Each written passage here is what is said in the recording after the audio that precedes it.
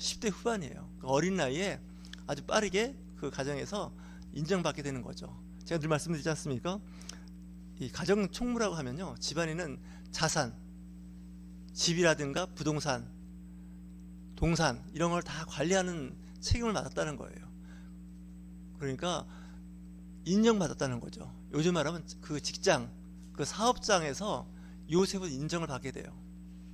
근데 인정받는 정도가 어느 정도냐? 매니저라고 아시나요? 전체 관리하는, 매장을 다 관리하는 팀장, 이렇게 위치가 된 거죠. 정말 성실하게 일을 잘하니까 재산도 막 늘어나고, 또 그동안 산적한 문제들도 다 해결되고. 보디발은 자기 일만 하면 돼요. 가정에 관련해서는 요셉한테 다 맡기면 요셉이 다 알아서 하는 거예요.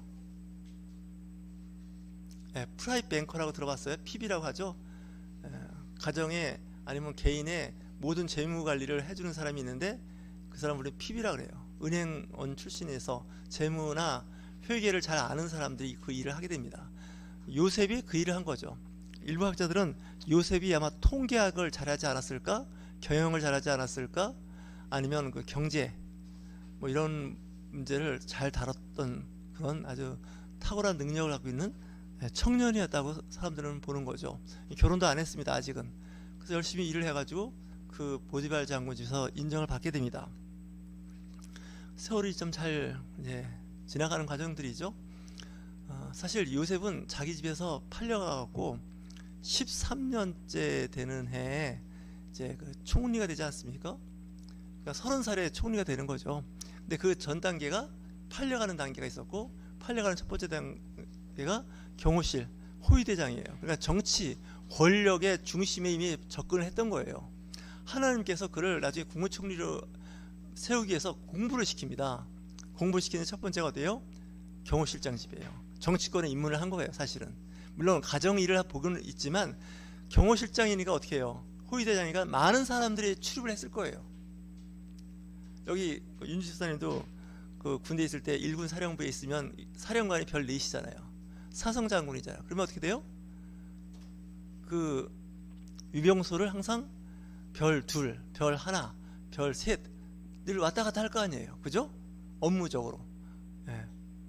물론 유선으로 이렇게 통화도 하겠지만 직접 만나기도 하고 또 골프도 치고 식사도 한단 말이에요. 그러니까 거기 있으면 어떻게 돼요? 늘 이제 보는 분들이 소위 말하는 고급 장교들이에요. 영관급, 장성급들 만나잖아요. 그런 곳에 이제 있다 보니까 이제 아는 거예요. 머리가 또 좋으니까 그 이제 궁정에서 일어나는 일들도 직접적으로 간접적으로 알게 되는 거죠. 하나님께서 그 일을 시키는 거죠. 그런데 그 보디발 장군 집에서 좀 안 좋은 스캔들이 생겼어요. 그건 얘기하지 않겠어요. 다음에 또 기회가 있으면 얘기하지만, 그래갖고 그가 이제 감옥에 가게 된 거예요. 억울한 일이죠. 억울한데 감옥소에 가서도 보니까 일을 잘해요. 간수장이 있는데 요즘 말하면 교도소 소장이에요.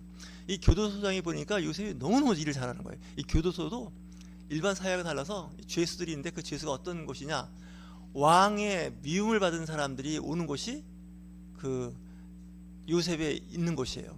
그러니까 보디발 장군이 그를 교도소로 보낼 때 잡범들이 우글거리는 데로 보낸 게 아니에요. 요즘 말하면 정치인들, 사상범들, 이런 사람이 가둬지고 감옥살이 하는 곳이 요셉이 있는 곳이에요. 그러니까 거기 있을 때 보면 돼요. 전직 장관, 그죠? 차관, 뭐 국정원 이런 직원들이 거기 오는 곳이에요. 그러니까 소위 말하는 정치범 수용소 같은 곳이에요. 거기서 감옥살이를 한 거예요. 거기 있으면서 또 배워요. 왜 배우냐? 보디발 장군 집에 있을 때도 높은 사람들이 늘 출입할 거 아니에요. 근데 감옥소에 가는데도 그 감옥소도 어때요? 높은 사람들이 늘 왔다 갔다 하는 거예요. 그 안에서.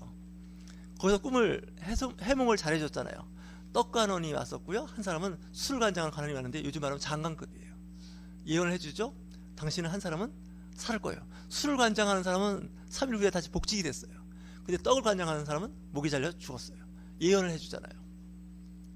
감옥살이 2년 만에 꿈을 꿨는데 바로 왕 앞에 서게 되는 거죠. 근데 오늘 이 39장에 보디발 장군 집에 팔려간 거, 보디발 장군 집에 산 거예요. 직원 채용하고 이 감옥소 갔을 때 성경은 뭐라고 기록을 하냐면 그가 하는 일에 하나님께서 함께 하셨다는 거예요. 임마누엘의 하나님께서 함께 하셔서 어떻게 말씀을 하고 있냐면 여호와께서 그의 범사에 형통하게 하심을 보았더라 되어 있습니다. 그러니까 보디발 장군 집에서도 요셉이 하는 일마다 형통한 거예요. 형통이 뭐냐? 잘 되는 거예요. 하는 일마다 잘 되는 거예요. 또 감옥소에 갔지 않습니까? 잡범들이 있는 곳이 아니라 정치범, 사상범들이 모여있는 고위직, 조선시대 같으면 의금부입니다. 이 포도청이라는 것은 잡범들 잡아가는 거예요. 서민들. 근데 의금부는 어때요? 고위직들이, 예, 우리나라도 있죠. 공수처라고. 이 공수처는요, 상당히 높은 사람, 심지어는 대통령까지도 체포할 수 있는 권한을 갖고 있는 곳이 공수처예요. 장관이라든지. 근데 일반 경찰이나 일반 검찰은 안 그러죠. 일반인들을 상대하는 거죠. 그러니까 하나님께서 나중에 국무총리가 되기 위한 학교를 보냈는데, 첫 번째가 어때요? 보디발 장군 집에 갔고, 두 번째가 교도소에 간 거예요. 거기서 정치적인 그 상황을 남다르게 빨리 배우고 학습했던 거예요. 어떤 사람은 그 직장에 있으면서 그 일만 하다가 나오는 사람도 있는데, 어떤 사람은 그 직장에서 많은 것을 보고 듣고 배우고 원리와 그 체계를, 시스템을 이해해서 나오는 사람이 있어요. 창업을 하거나 개인 사업을 하는 사람들은 그걸 배워요. 직장은 장학금 주는 대학이다 생각하면 딱 좋아요. 일반 대학은 내가 등록금을 내고 수업을 받고 나중에 졸업할 때 학위를 받지만, 직장은 돈을 받고 공부하는 곳이에요. 내가 일도 하지만 일하는 걸 배우는 곳이 직장이에요. 직장 생활을 오래 한 사람들은 직장에 경륜이 있어서 시스템을 빨리 파악해요. 앞에서 얘기한 그 PB라고 있죠. 프라이빗 뱅커가 있는데, 이 사람은 개인 재정 집사예요. 재무 관리를 알아요. 그래서 이 프라이빗 뱅커들을, 이 PB들은요, 개인 그 재무사들은 전직 대부분 은행에서 근무했던 사람들이에요. 그래서 돈을 이렇게 소위 말해서 재테크를 할 줄 아는 사람들이에요. 어디다 투자하고 어디다가 돈을 넣어놓으면 돈이 2배, 3배 불어나는 걸 아는 사람들이에요. 그걸 배우려면 금융권에서 일단 일을 해야 돼요. 그리고 그쪽에 인맥도 만들어지는 거예요. 때가 돼서 나오면 그와 같은 일을 할 수가 있는 거죠. 여러분, 직장 생활을 참 잘해야 돼요. 학교 생활 그 이상으로 잘해야 되는 이유가 뭐냐면, 직장 생활을 통해서 배우는 게 많아요. 만남의 그 축복을 제가 기도할 때도 하는데, 사람을 만나면서 배우게 돼요. 아, 저건 하면 안 되겠구나, 저건 해야겠구나. 근데 만나다 보면 좋은 사람만 만나는 거 아니에요. 때로는 정말 보디발 장군의 아내같이 아주 사악한 여자도 만나요. 아주 나쁜 여자잖아요. 남의 인생을 완전히 망가뜨리는 그런 사람도 있어요. 근데 하나님께서 나타나셔서 보호하시는 거죠. 이 요셉은 그 꿈을 이뤄가기 위해서 많은 시련을 겪어요. 첫 번째 어려움이 뭐예요? 형들로부터 미움을 받아서 팔려가는 거예요. 물론 죽을 뻔하다가 그나마 팔려갔으니 다행이죠. 두 번째는 뭐예요? 보디발 장군 집에 노예로 팔려가요. 그 다음에 세 번째 위기가 뭐예요? 감옥에 가는 거예요. 인생에서 감옥은 정말 가면 안 돼요. 근데 하나님께서 그를 훈련시키고 국무총리로 세우기 위해서 그를 감옥에 넣었다 생각하시면 돼요. 물론 하나님이 넣으신 건 아니에요. 억울한 누명을 쓰고 가게 된 거예요. 하지만 하나님은 그 악한 나쁜 환경을 좋은 환경으로 바꾸기 위한 전 과정이 있는 거죠. 하나님은 복을 주시기 위해서 먼저 강력하게 시련과 고난과 환난을 통해서 그 사람을 훈련시켜요. 그래서 어려움이 있거나 힘들 때는, 아, 이 다음에 또 뭔가 좋은 일이 있어서 아마 훈련시키는가 보다 하고 생각하면 괜찮아요.